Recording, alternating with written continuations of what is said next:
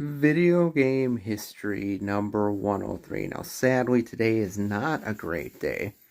While there were some good games that came out this day, we're going to talk about one of the most infamous games of all time, Superman 64, otherwise Superman, The New Adventures of Superman, created by Titus, or published by Titus. And yeah, this game is the game where you fly through rings.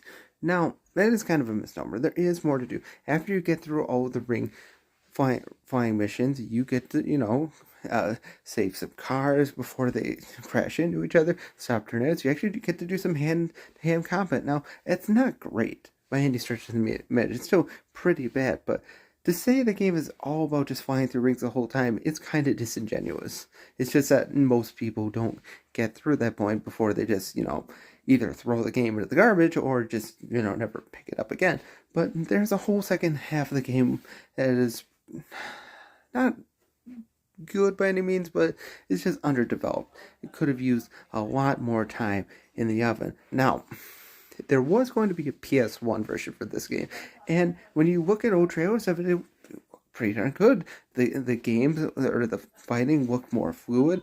The graphics were definitely more improved than the N64 version, and overall just looked like a fun game. But the license ran out, so the game was never allowed to be released, and it's just kind of been lost to history. If you're able to find such a copy out there, you probably have a pretty nice hidden gem there, but probably don't, because something like that would probably go for what, thousands and thousands of dollars if that thing still existed today.